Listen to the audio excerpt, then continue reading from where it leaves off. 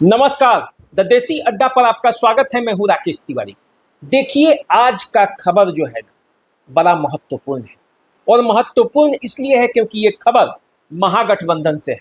महागठबंधन के प्रमुख घटक दल आरजेडी ने अपने 50 से अधिक उम्मीदवारों की तैयारी कर ली है। 50 से अधिक वे सीट फाइनल कर दिए हैं जिन पर उन्हें चुनाव लड़ना है। ये अधिकांश सीट वे हैं जहां पे यादव मुस्लिम की बहुलता है, दलित में रविदासों की संख्या अधिक। उन सीटों पर आरजेडी ने अपने कैंडिडेट तक फाइनल कर लिए, इशारा भी दे दिया गया है। आज मैं आपको वो सभी सीटें बताऊंगा जिस पर आरजेडी ने अपने उम्मीदवार फाइनल कर लिए।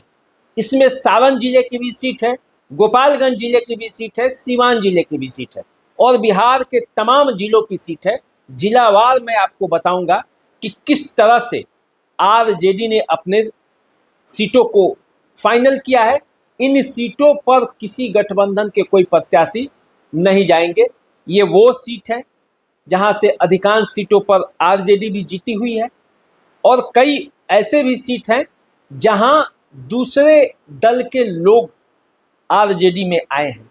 अब देखिए, आरजेडी ने जो सीटें फाइनल की है उसमें खगड़िया जिले के परबत्ता से डॉक्टर संजीव को आरजेडी का टिकट लगभग फाइनल हो चुका है। डॉक्टर संजीव आरजेडी ज्वाइन भी कर लिए, जनता दल यूनाइटेड का दामन छोड़कर आरजेडी का दामन थाम लिया। तो इस तरह से खगड़िया जिले में परबत्ता सीट जो वो आरजेडी फाइनल कर चुकी है। नालंदा में इस्लामपुर, वैशाली की बात करेंगे तो राघोपुर, आरजेडी ने मन बना लिया कि वहां से चुनाव लड़ना है। तेजस्वी यादव यहां से चुनावी मैदान में उतर सकते हैं।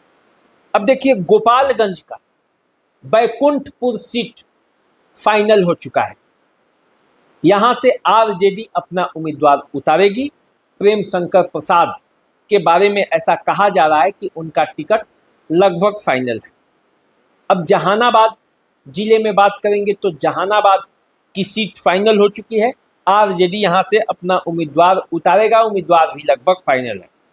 औरंगाबाद के 4 विधानसभा क्षेत्रों पर आरजेडी ने अपने उम्मीदवारों की सूची भी तैयार कर ली है और इन 4 सीटों पर अपना उम्मीदवार उतारने की फाइनल ड्राफ्ट भी तैयार कर ली है। अब देखिए, ये कौन कौन सीट है। ये सीट है रफीगंज, ये सीट है नबीनगर, ये सीट है गोह और ये सीट है ओबरा। इन 4 सीटों पर औरंगाबाद जिले में आरजेडी अपना प्रत्याशी उतारेगी, ये फिक्स हो चुका है। अब आइए जरा बिहार की राजधानी की बात करें।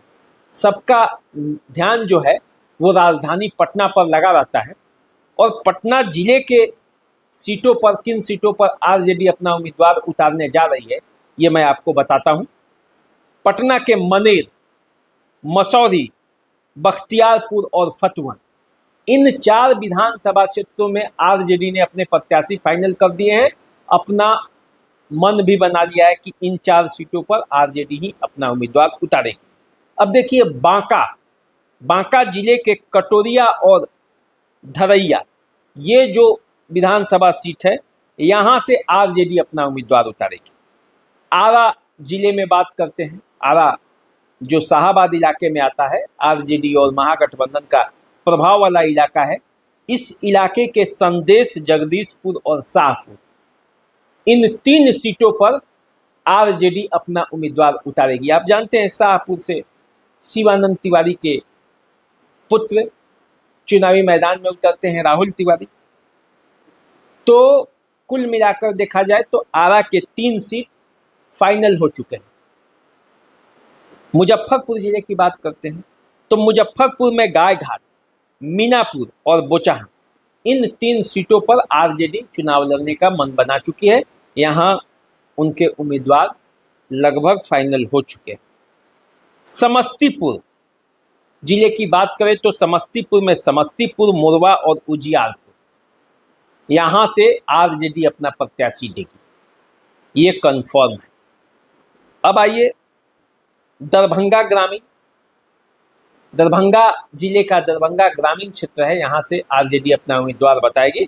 हमारे जो सूत्र बता रहे हैं उसके हिसाब से रोहतास जिले के नोखा, डेहरी और दिनारा, इन 3 क्षेत्रों में आरजेडी अपना उम्मीदवार उतारने जा रही है।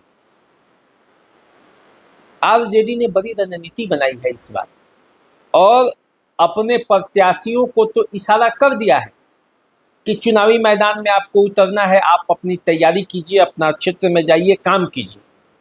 घोषणा अभी नहीं कर रही और जो सूत्र हमारे बता रहे हैं उसके हिसाब से मैंने आपको बताया है। आगे यदि आप चलेंगे तो बेगूसराय की सीटों पर भी जानकारी आई है कि चेरिया, बरियारपुर और साहेबपुर कमाल, इन 2 सीटों पर आरजेडी ही अपना उम्मीदवार उतारेगी। इसके अलावे गया जी में बोध गया, अतरी और गरुआ, इन 3 विधानसभा क्षेत्रों में आरजेडी अपना उम्मीदवार उतारने जा रही है। नवादा जिले की बात करें, नवादा जहां से काफ़ी आप राजबल्लभ यादव का क्षेत्र, उस नवादा में वारसलीगंज और गोविंदपुर, इन 2 जगहों पर अभी आरजेडी ने अपना उम्मीदवार भी फाइनल कर दिया है, मन भी बना लिया। उम्मीदवार के नाम की घोषणा नहीं हुई। अब आइए पश्चिम चंपारण में नरकटिया और कल्याणपुर, ये 2 विधानसभा क्षेत्र है जहां से आरजेडी अपना उम्मीदवार देगी। सीतामढ़ी की यदि बात करेंगे तो बाजपट्टी और बेलसंड, इन 2 जगहों पे आरजेडी अपना उम्मीदवार उतारेगी। मिथिलांचल के मधुबनी में लौकाहा सीट जो है वो आरजेडी अपना उम्मीदवार देने जा रही है। अररिया के जोकीहाट से आरजेडी अपना उम्मीदवार देगी। मधेपुरा से आरजेडी अपना उम्मीदवार देगी। बक्सर के ब्रह्मपुर से आरजेडी अपना उम्मीदवार देगी। सहरसा के सिमरी बख्तियारपुर से भी आरजेडी अपना उम्मीदवार उतारेगी। अब सारण और सीवान बचता है। सारण जिले के 4 सीटों पर आरजेडी ने अपने उम्मीदवार भी फाइनल कर दिए हैं और ये 4 सीटें फिक्स भी हो गई। आरजेडी सारण जिले के मढ़ौरा, गरखा, परसा और एकमा, इन 4 क्षेत्रों में अपने उम्मीदवारों को हरी झंडी दे दी। क्षेत्र में जाकर काम कीजिए।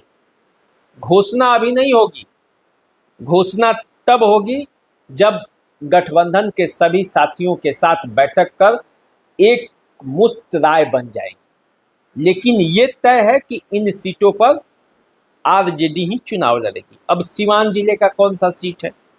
सिवान जिले में अभी एक सीट ही पक्के तौर पर फाइनल हुआ है और उस सीट का नाम है रघुनाथपुर। रघुनाथपुर से पूर्व सांसद मरहूम मोहम्मद शहाबुद्दीन के बेटे ओसामा साहब का चुनाव लड़ना तय है। ये सीट फिक्स हो चुकी है।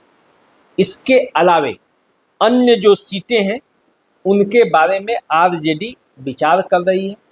उन सीटों पर मंथन जारी है। जैसे उसमें सिवान आ गया, उसमें बरहरिया आ गया। महाराजगंज की सीट पर क्या होगा? हालांकि वो कांग्रेस की सीट है, लेकिन महाराजगंज पे कांग्रेस की दावेदारी है, महाराजगंज पे आपको वीआईपी की दावेदारी है, महाराजगंज पर आरजेडी की दावेदारी। इसके अलावे गोदिया कोठी हो गया। इन सीट पर क्या होगा? दरौली और जीरादेई, ये दोनों सीट तो माले को जाएगी, लेकिन दरौदा की सीट पर क्या होगा? हालांकि दरौदा भी माले को ही जाने की संभावना है। तो तेजस्वी यादव ने अपने कैंडिडेट फाइनल करने शुरू कर दिए हैं। सूत्रों से जो हमें खबर मिली है उसके हिसाब से इन क्षेत्रों में जो प्रत्याशी हैं आरजेडी के, उनको हरी झंडी दे दी गई। अब ऐसा नहीं है कि इन्हीं सीटों पर केवल आरजेडी चुनाव लड़ने वाली है और उस जिले में दूसरे सीटों पर नहीं लड़ेगी।